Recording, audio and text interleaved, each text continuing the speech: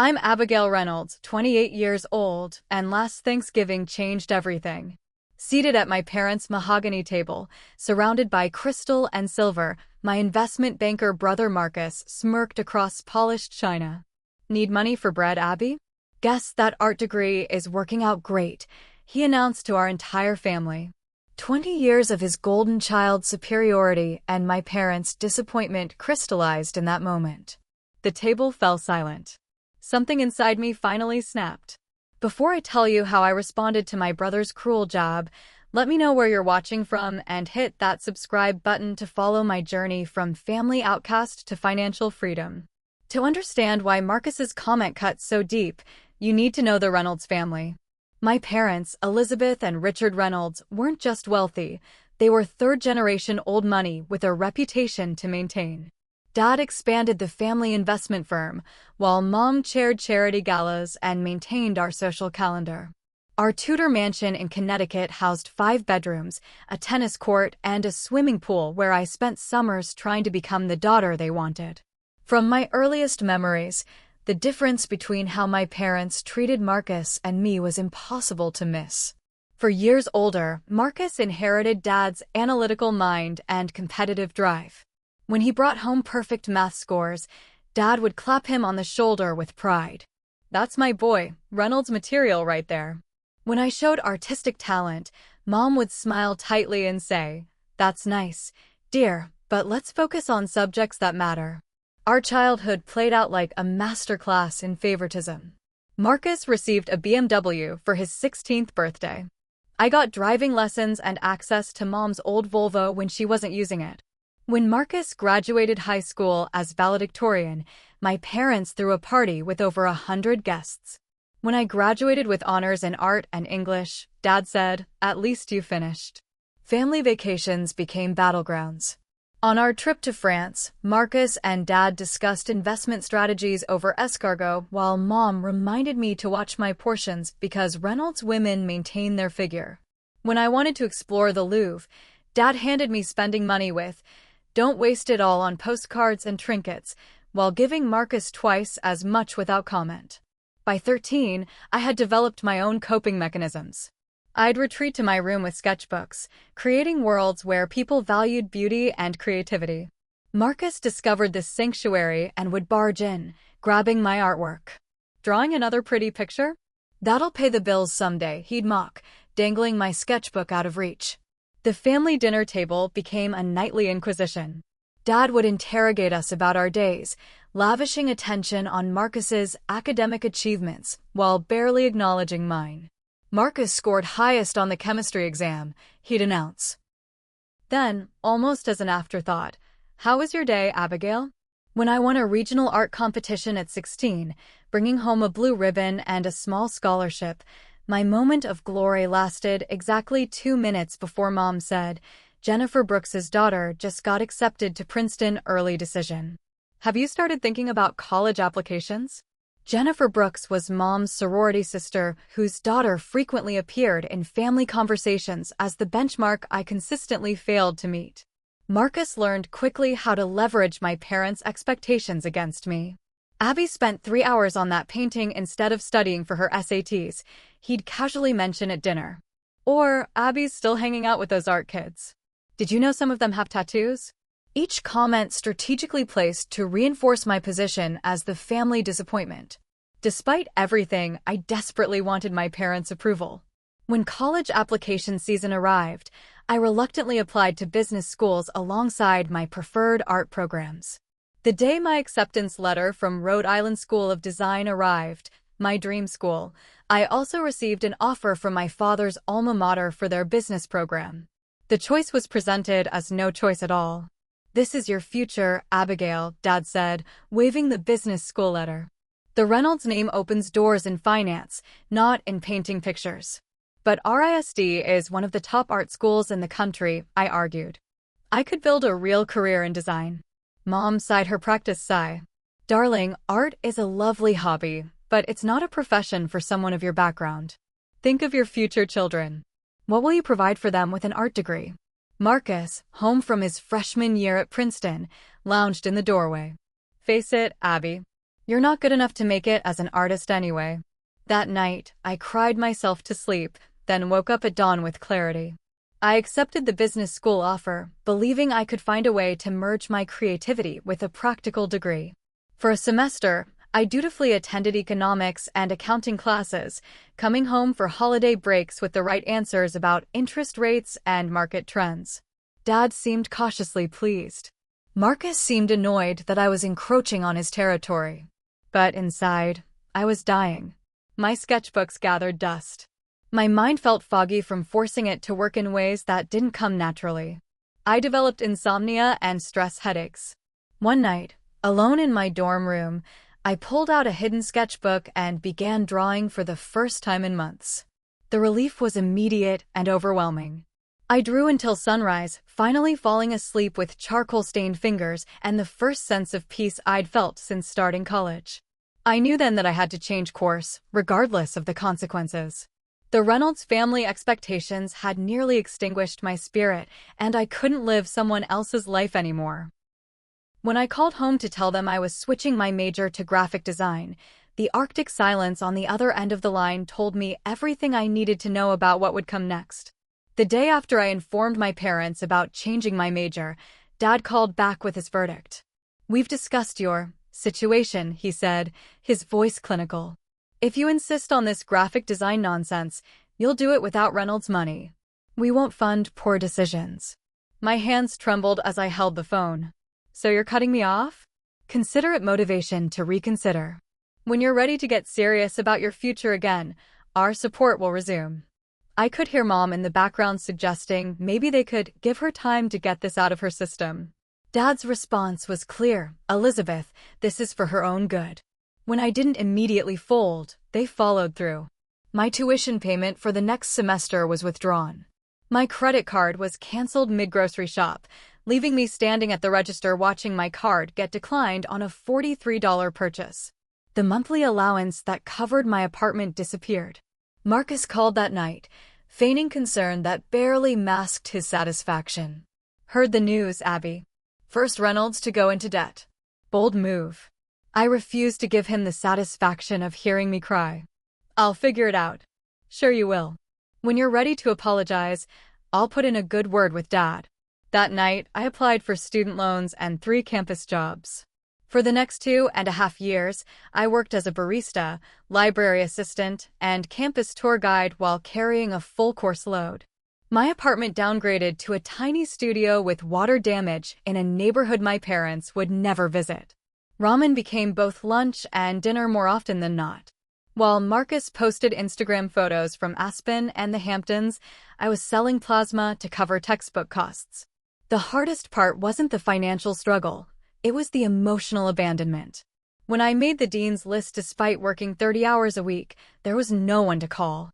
When I won a student design competition with a scholarship prize that paid 1 month's rent, my roommate celebrated with me over boxed wine while my family remained silent.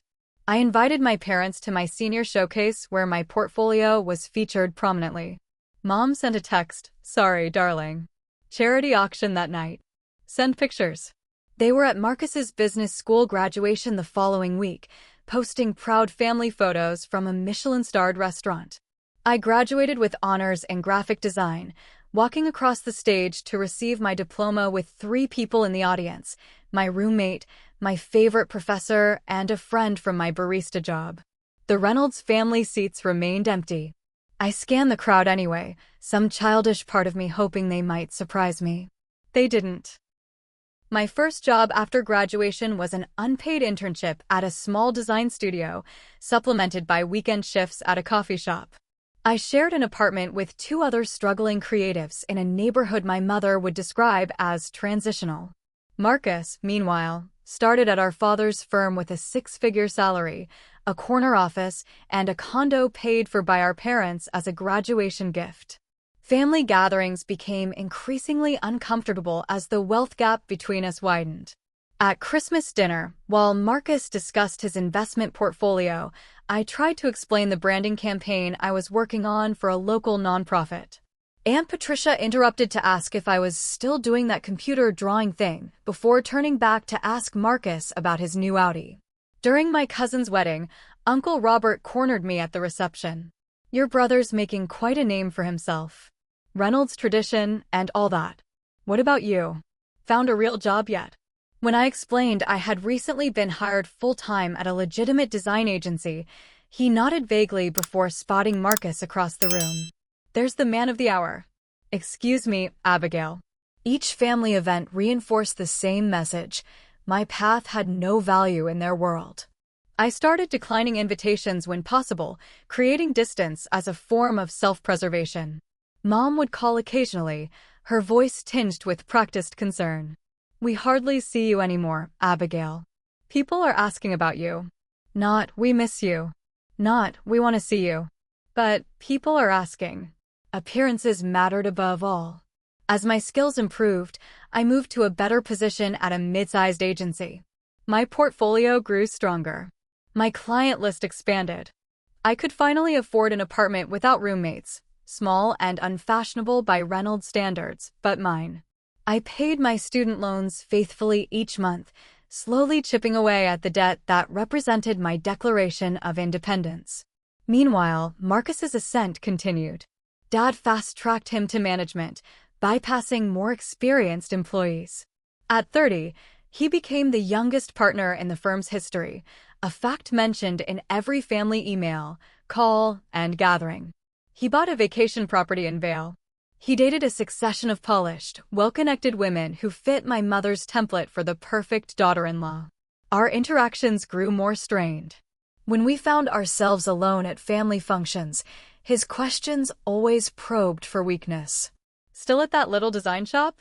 What do they pay for that kind of work these days? Or renting that same apartment? Real estate is such a solid investment, Abby. Oh wait, you need capital for that. Each comment delivered with the same smirk he'd perfected since childhood, the one that said he knew exactly which buttons to push and enjoyed watching me squirm. The emotional distance between us stretched into a canyon, with our parents firmly planted on his side of the divide. By my 28th birthday, I had established a modest but respectable career. My work won several industry awards. I had paid off half my student loans. I had friends who valued creativity and authenticity over status. By any reasonable standard, I was successful, but not by Reynolds metrics, where success was measured in investment returns and square footage. When the invitation to Thanksgiving dinner arrived that year, I nearly declined. Something made me accept, perhaps a lingering hope that they might finally see me, or perhaps the stubborn determination not to be erased from the family narrative. Whatever the reason, I RSVP'd yes, unaware that this particular Thursday in November would become the turning point in both my career and my family relationships. Thanksgiving at the Reynolds estate was always a production worthy of a lifestyle magazine spread. Mom spent weeks planning the menu, ordering the finest heritage turkey from a specialty farm and selecting wines that Dad would pontificate about throughout dinner. The formal dining room would be transformed with seasonal decor, this year featuring an elaborate centerpiece of gold-dipped autumn leaves, white pumpkins, and hand-calligraphed place cards. I parked my 6-year-old Volkswagen between Marcus's Tesla and Uncle William's Jaguar, already feeling the familiar knot forming in my stomach. My modest navy dress had maxed out my clothing budget for the month, but next to the designer outfits that would be on display, it would register as barely adequate. I checked my makeup in the rearview mirror, took a deep breath, and headed for the imposing front door. Abigail. Finally, Mom air-kissed both my cheeks, careful not to disturb her immaculate makeup. Everyone's almost here. You remember the Andersons? Their son Jackson just made junior partner at Goldman. No, how are you, or good to see you. Just immediate placement in the social chessboard. The house smelled of cinnamon, sage, and furniture polish. In the great room, Dad was holding court with a tumbler of scotch, discussing market projections with Uncle William and Cousin Thomas. Marcus stood among them, nodding knowingly at appropriate intervals. Abby. Marcus spotted me and waved me over with exaggerated enthusiasm. We were just discussing the commercial real estate outlook. Any big property investments on your horizon? His eyes glinted with the familiar challenge. Not at the moment, I said evenly, accepting a glass of wine from a passing server. Still renting that place downtown? What is it? 800 square feet. He directed this to Thomas, who managed family properties. It's perfect for my needs, I replied, forcing a smile. How's the new place in Vale? Before he could answer, Aunt Patricia swooped in. Abigail, let me look at you. Her gaze catalogued my appearance with clinical precision. Working hard in the design business, is it? Is that still going well? It's going very well, thank you. We just completed a rebranding for a national restaurant chain. How nice, she said, clearly unimpressed. Marcus just closed a $30 million acquisition. Richard must be so proud. And so it went for the next hour. Every conversation circled back to Marcus's achievements or polite inquiries about my little design job that barely masked their collective assessment of my life choices. When we finally moved to the dining room, I found myself seated directly across from Marcus, with Dad at the head of the table between us. Mom had placed me between Cousin Jennifer, recently engaged to a surgical resident, and Uncle Robert, who had asked if I was still drawing pictures when I arrived. The server brought out the first course, a butternut squash soup garnished with truffle oil and microgreens. Dad stood to give his traditional Thanksgiving toast. We have much to be thankful for as a family, he began, raising his glass. The firm has had its most profitable year to date, thanks in no small part to Marcus's leadership on the Westbrook acquisition.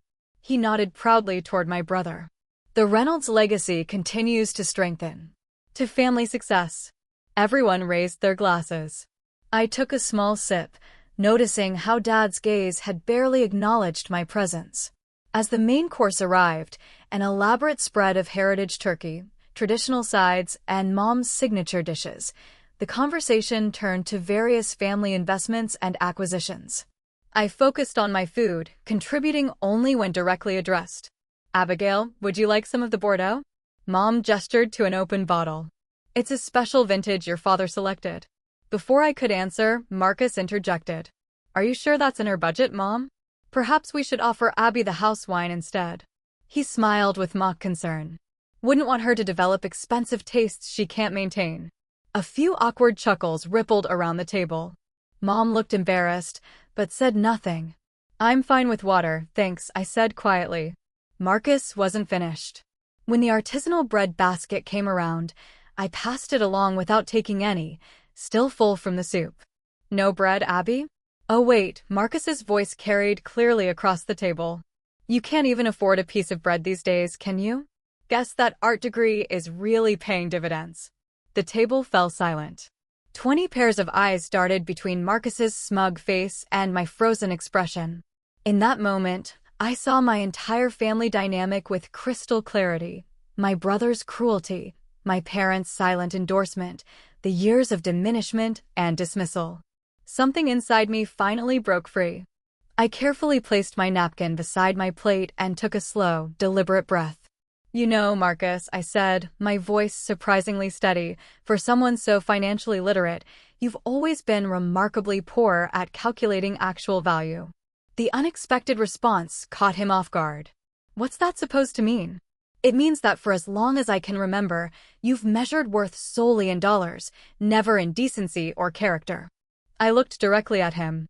You just mocked your sister's financial situation at Thanksgiving dinner in front of our entire family, and you did it for sport. What exactly about that makes you wealthy in any way that matters? Marcus's face flushed. It was just a joke, Abby. Don't be so sensitive. Was it also a joke when you told my high school friends that my art scholarship was charity for the talentless? Or when you accidentally spilled coffee on my portfolio the night before college interviews? The memories poured out, years of small cruelties finally given voice. Abigail, Dad interjected sternly. This is hardly the time or place. I turned to him. When would be the appropriate time, Dad? When have you ever made space to hear my side of anything? The tension in the room was palpable. Aunt Patricia looked mortified. Uncle William suddenly became very interested in his cranberry sauce. I've spent my entire life being told that my dreams, my work, and my path had no value because they didn't fit the Reynolds blueprint. My voice remained calm but firm. I've worked 3 jobs to put myself through school. I've built a career I'm proud of. I've paid my own way without help from anyone at this table. And still, the only thing this family sees is what I lack compared to the golden child. Mom's eyes widened. Abigail, we've always supported your interests. No, Mom. You've tolerated them at best, undermined them at worst. When was the last time anyone here asked me about my work with genuine interest?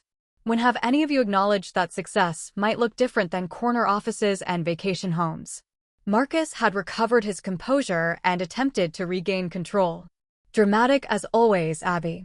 This victim routine is getting old. I looked at him with something approaching pity. That's the difference between us, Marcus. I don't need to make others feel small to feel significant. Your success and mine could have coexisted.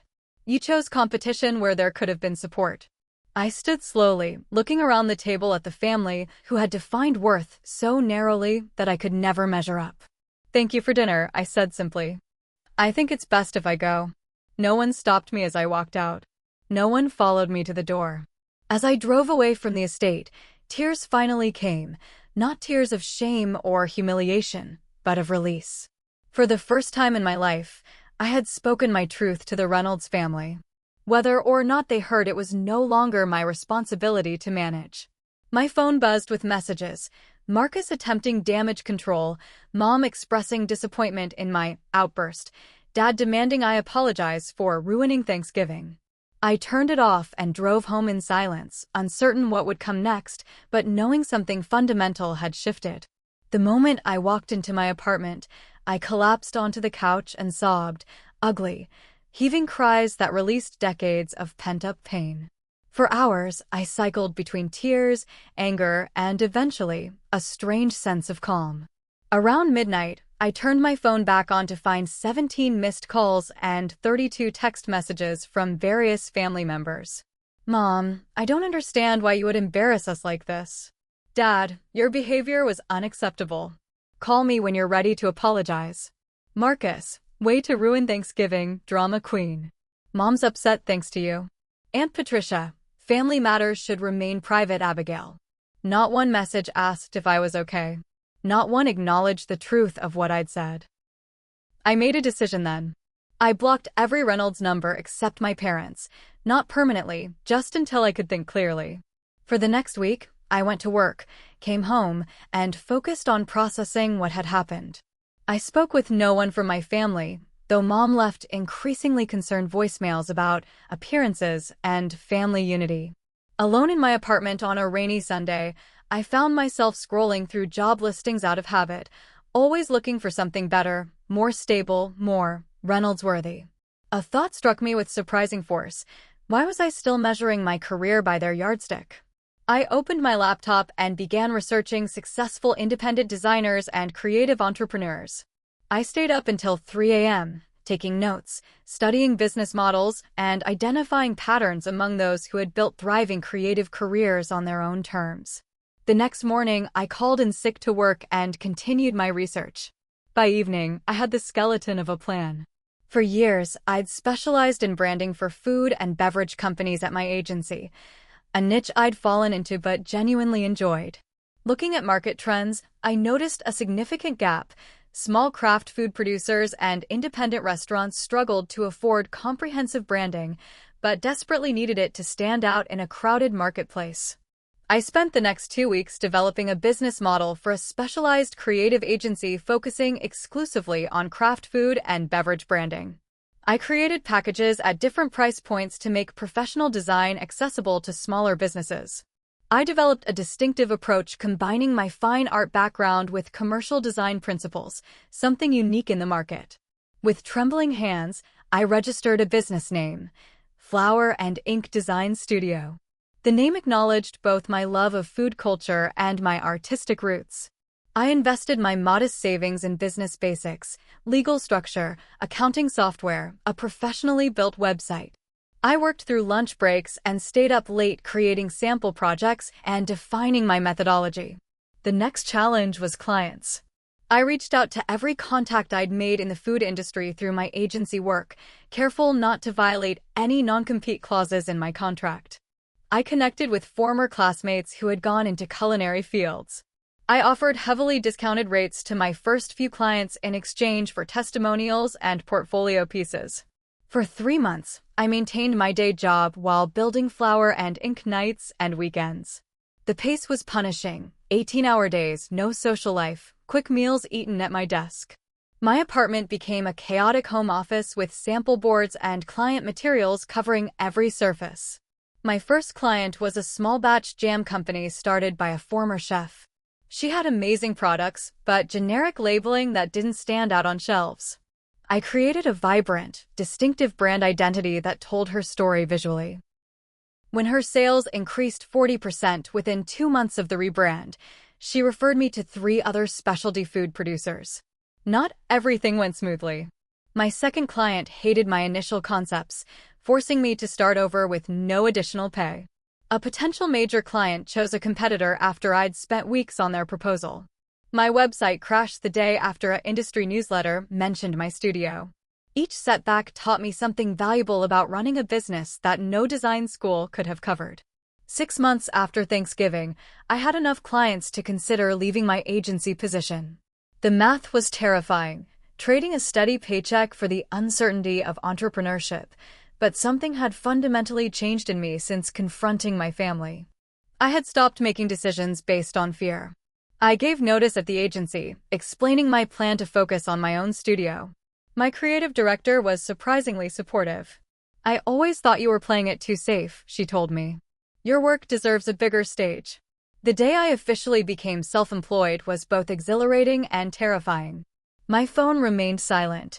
No congratulations from family, who had maintained a chilly distance since Thanksgiving. Mom had resumed calling weekly, but our conversations remained superficial. Dad communicated primarily through her. Marcus hadn't contacted me at all. I threw myself into building flour and ink with the determination of someone with everything to prove and no safety net to catch her. I joined industry organizations, attended food and beverage trade shows, and networked relentlessly. I started a blog documenting the branding journeys of small food businesses, which unexpectedly became popular in culinary circles. 3 months into full-time entrepreneurship, disaster struck. A major client canceled a project mid-development, creating a significant cash flow problem. For a week, I barely slept, calculating and recalculating how long I could survive financially. The old Abigail would have seen this as confirmation of my family's warnings about creative careers. The new Abigail saw it as a business problem to solve. I created a scaled-down service package for smaller businesses with tighter budgets, brand essentials that I could deliver quickly to generate immediate revenue. I cold-called every food business contact in my network, offering a limited time rate. Within 2 weeks, I had signed enough small projects to cover my immediate expenses. This crisis led to an unexpected breakthrough. The brand essentials package proved incredibly popular with small food startups who couldn't afford full-scale branding. I refined the offering and made it a permanent part of my business model, creating a steady revenue stream alongside larger projects. 8 months after striking out on my own, I hired my first contractor, a junior designer, to help with overflow work. By month 10, I had moved from my apartment dining table to a small but bright studio space in an arts district. I had paid off another chunk of student loans and, for the first time, had a growing savings account. The most unexpected development came through social media. I had been documenting my work and creative process on Instagram, building a modest following of design enthusiasts and food entrepreneurs. A post showcasing before and after packaging for a chocolate maker went unexpectedly viral, featured by several major design accounts. Overnight, my followers tripled. Inquiries flooded my inbox. Among those inquiries was an invitation to create a downloadable template collection for food businesses for a major design resource site, my first opportunity to create passive income. The templates sold so well that they asked me to develop 3 more collections, creating a revenue stream that continued whether I was actively working or not. As Flour and Ink approached its 1-year anniversary, I looked around my studio with a sense of accomplishment that had nothing to do with Reynolds standards. I had built something meaningful on my own terms. My work helped small food businesses compete against corporate giants. I had created a sustainable business doing work I loved. When an envelope arrived containing an invitation to the next Reynolds Thanksgiving dinner, I placed it on my desk and stared at it for a long time. A year ago, I had left that table in tears, believing myself a failure by their standards. Now I understood that their standards had never been the ones that mattered. As my business grew, I refined my approach. Rather than competing with large agencies for any food client, I positioned Flour and Ink as the specialist studio for artisanal and independent food brands with authentic stories. This narrow focus became our greatest strength. We understood the unique challenges and opportunities in this space better than generalist agencies. My background in fine art, once dismissed by my family as impractical, became a key differentiator. While competitors produced glossy, commercial designs, my work featured hand-drawn elements, textural details, and artistic touches that helped small brands feel distinctive and premium. Clients began specifically requesting that Flour and Ink look they'd seen in our portfolio. The turning point came 9 months into my venture when a regional specialty grocery chain approached me about rebranding their private label products. The project budget was larger than anything I'd handled independently, and the timeline was aggressive. After the initial excitement wore off, panic set in. This was the opportunity that could either establish Flour and Ink as a serious contender or expose me as an amateur playing at business. I quoted a professional rate but offered a 15% discount in exchange for featuring the project prominently in my portfolio. It was a calculated risk, sacrificing some profit for the credential of working with a recognized name. The grocery chain accepted, and I dove into the most challenging project of my career. For 6 weeks, I worked 14-hour days, developing a cohesive system for their entire product line while maintaining my other client commitments. I hired 2 additional freelancers to help, stretching my budget but ensuring quality delivery. When the final presentation day arrived, I was exhausted but confident in the work. The client was silent as I walked through the comprehensive rebrand. My heart raced as I waited for their response. Finally, the marketing director spoke. "This is exactly what we needed but couldn't articulate. You've transformed our products from generic to covetable." The success of the grocery chain project changed everything. They featured my work in their quarterly report, exhibited the packaging at a national trade show, and most importantly, reported a 27% sales increase in their private label products within 3 months of the rebrand. Industry recognition followed. The project won a regional design award, and a major food industry publication featured it in their annual design issue.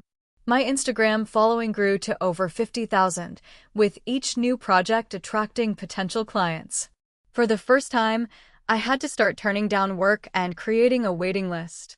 With growing demand, I developed systems to scale without losing quality.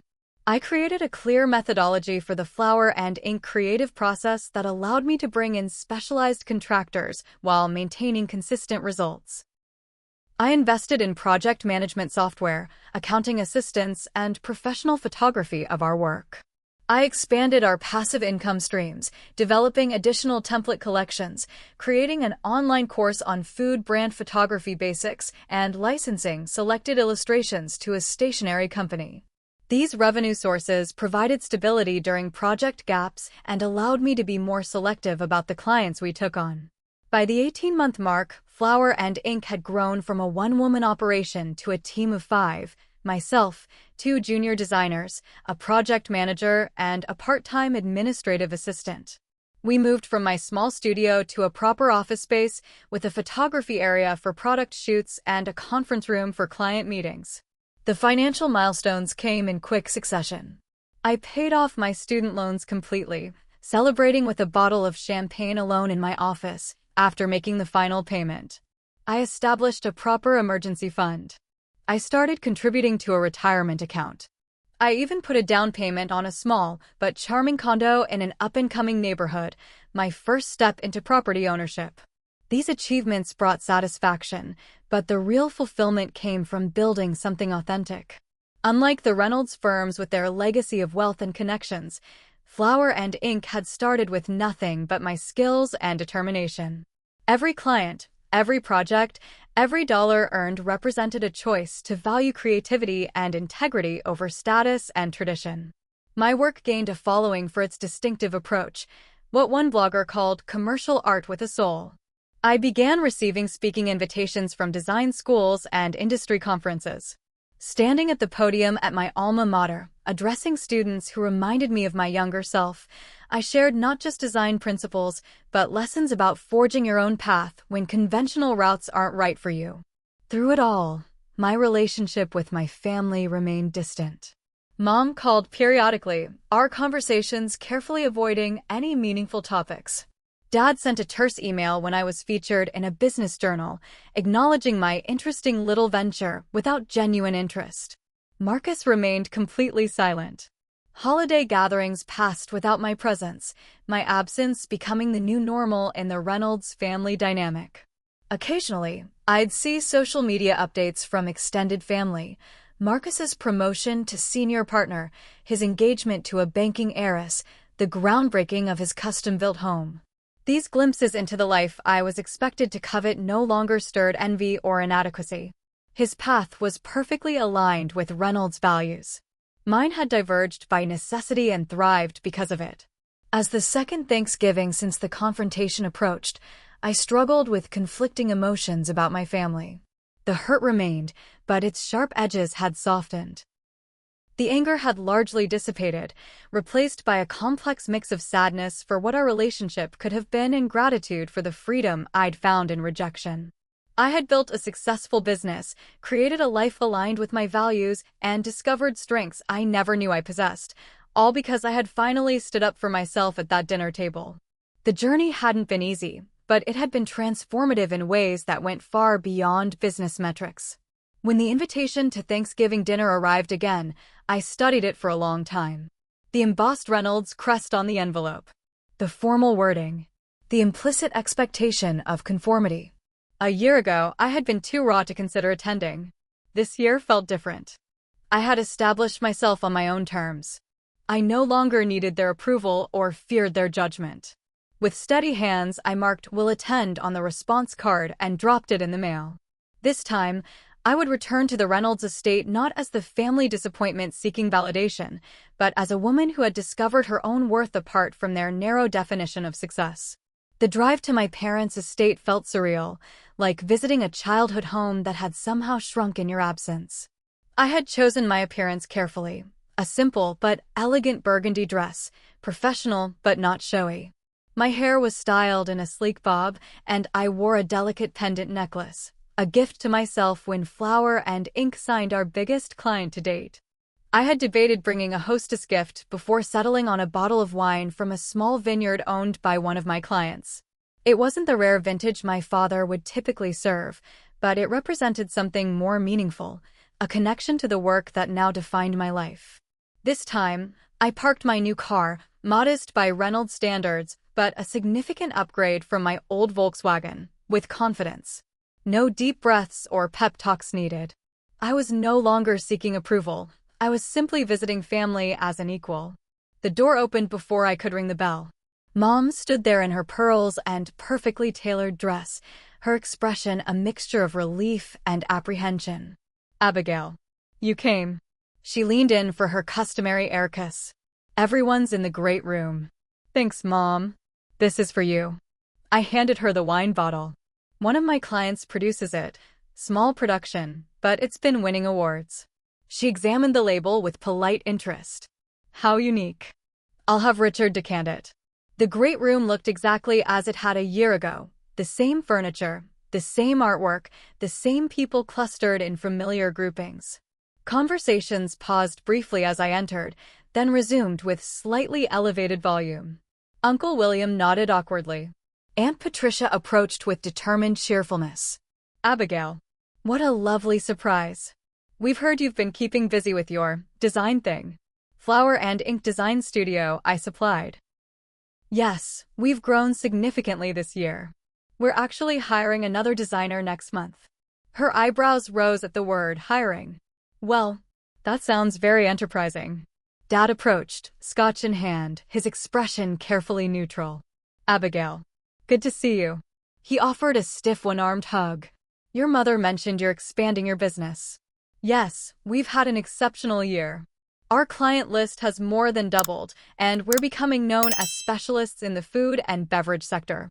Interesting niche, he said, and I realized with surprise that this was the first time he'd acknowledged my work as a legitimate business rather than a hobby. I circulated through the room, answering questions about flour and ink with brief, confident responses. I noticed several relatives checking their phones after our conversations, presumably looking up my studio online. The subtle shift in their reactions told me they were finding more than they'd expected. Marcus arrived fashionably late with his fiancée Rebecca, tall, blonde, impeccably dressed, with a diamond ring that caught the light from every angle. He faltered momentarily when he saw me before recovering with his practiced smile. "Abby, what a surprise." He guided Rebecca forward. "This is my sister, Abigail. She's an artist. I'm a creative director and founder of Flower and Ink Design Studio," I corrected pleasantly, extending my hand to Rebecca. "Congratulations on your engagement." Rebecca brightened. "Oh, are you the Flower and Ink that did the Hartwell grocery rebrand?" My friend can't stop raving about their new packaging.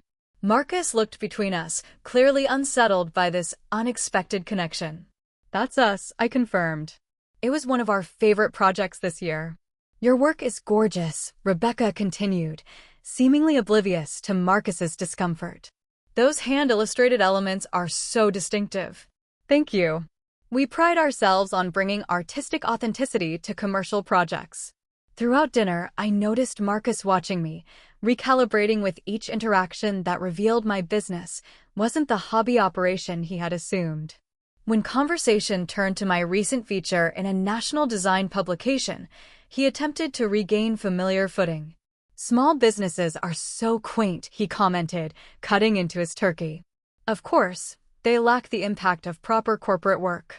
My firm just facilitated a merger worth 8 figures." I smiled. "Different measures of success, I suppose." We recently helped a family-owned bakery increase their revenue by 40% through strategic rebranding. They were able to hire 5 new employees from their community and provide health insurance for the first time. Impact comes in many forms. Several relatives nodded appreciatively. Dad looked thoughtful. As dessert was served, Marcus made another attempt. "Rebecca and I just put a deposit on a vacation property in the Bahamas. Real estate continues to be the most reliable investment. Do you own any property yet, Abby?" "I bought my condo earlier this year," I replied evenly. "And I recently signed a lease on a larger studio space for the team."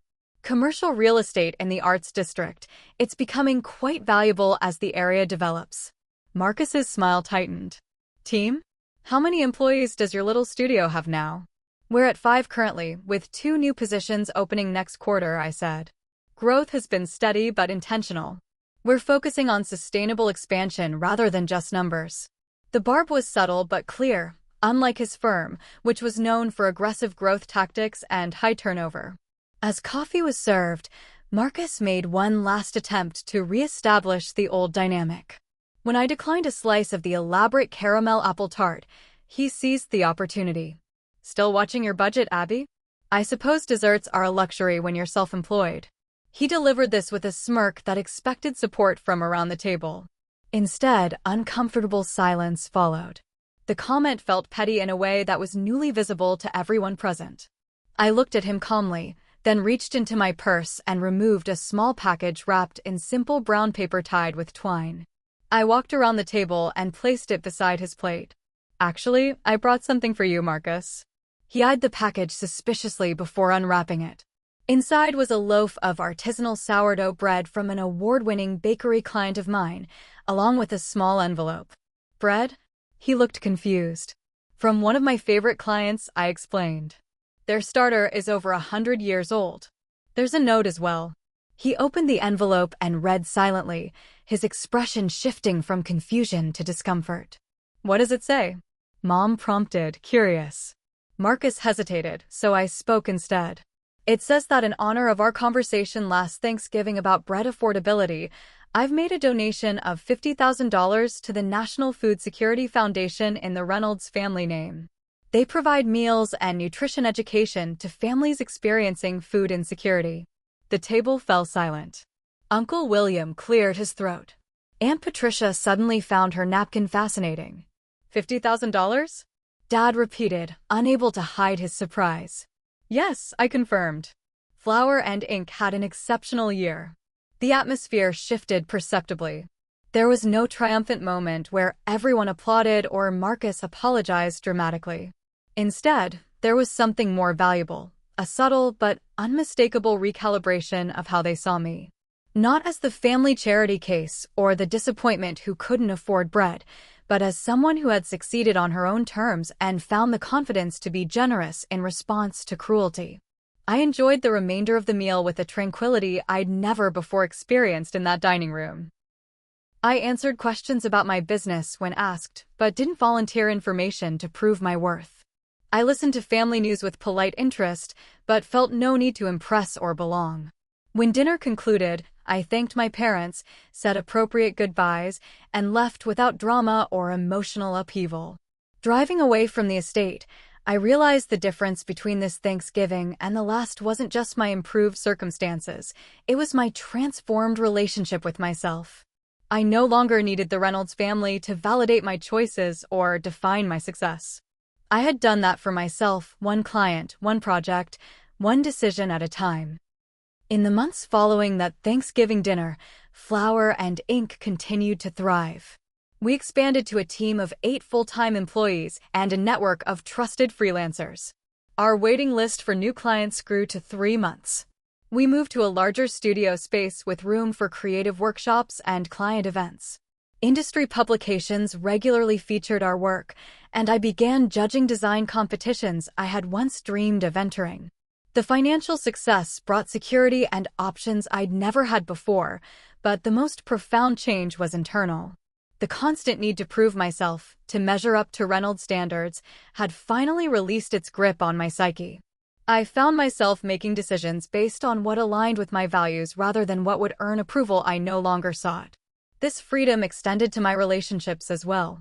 I built genuine friendships with fellow entrepreneurs who understood both the challenges and joys of forging an unconventional path. I mentored young designers from disadvantaged backgrounds, providing internship opportunities and portfolio guidance I wished I'd had.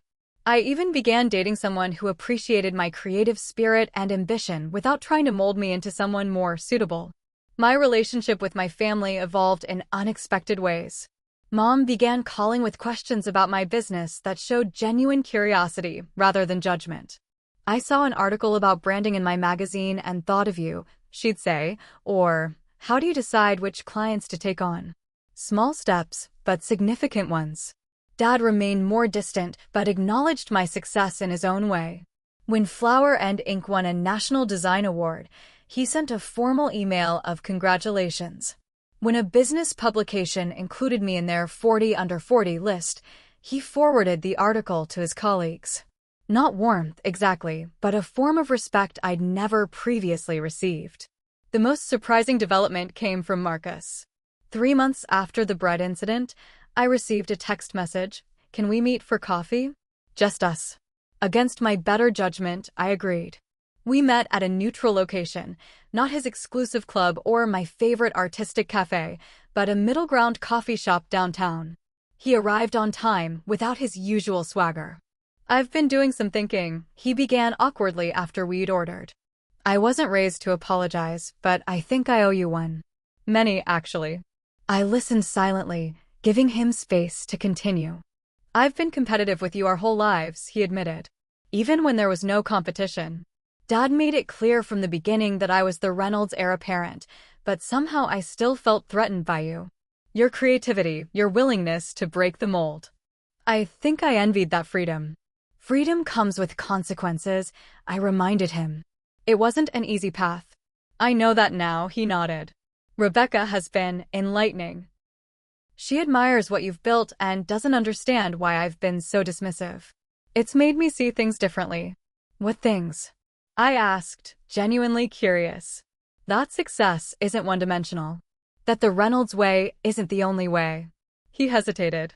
That I've been a pretty terrible brother. The admission wasn't a magical cure for years of hurt, but it was a start. Over the following months, We began rebuilding a relationship based on adult respect rather than childhood patterns. We didn't become best friends, but we established a cautious truce that sometimes resembled genuine sibling connection. My parents, too, slowly adjusted to this new reality. When Mom mentioned a friend's daughter who was interested in design, I offered career advice rather than deflecting. When Dad had questions about branding for a new division of his company, I provided professional insights without seeking validation. Small moments of mutual respect accumulated into a new family dynamic, not perfect, not always comfortable, but healthier than before. The most profound healing, though, happened within myself. Therapy helped me understand how deeply the family patterns had shaped my self-perception and how to consciously choose different responses. I learned to recognize when I was making decisions from old wounds rather than present values. I practiced setting boundaries without guilt and celebrating achievements without qualification. 2 years after that fateful Thanksgiving confrontation, I stood in my studio surrounded by the evidence of what I'd built: award-winning work on the walls, a talented team collaborating at their desks, clients who valued our creativity enough to pay premium rates for it. None of this would exist if I had continued seeking approval from people who couldn't give it. The journey from family outcast to successful entrepreneur wasn't about proving them wrong, it was about proving myself right. About trusting that my definition of success, though different from the Reynolds tradition, was equally valid and personally far more fulfilling. I still carry the lessons of that journey, that true wealth includes purpose and meaningful work. That validation from others is hollow without self-belief. That breaking generational patterns requires courage but creates freedom. Most importantly, that sometimes the greatest gift we can give ourselves is the permission to disappoint those who cannot see our authentic worth. My story isn't about money, though financial success was a satisfying byproduct. It's about the courage to speak truth, even when your voice shakes. It's about standing firm when others try to diminish your choices. It's about building something authentic in a world that often rewards conformity. So if you're sitting at a table where your worth is measured by standards that don't honor your gifts, know that you're not alone. Sometimes the most powerful response to "you can't even afford a piece of bread" is to build a life so abundant that you can feed others. Sometimes the greatest success comes only after you stop seeking approval from those who cannot appreciate your unique path. I'd love to hear your stories of standing up to family pressure or breaking free from limiting expectations. Had you ever had to defend your unconventional choices? How did you find the courage to follow your authentic path? Share your experiences in the comments below, and don't forget to subscribe to my channel for more stories about finding success on your own terms. Thank you for being part of this journey, and remember, the most valuable currency isn't money, it's the freedom to be genuinely yourself.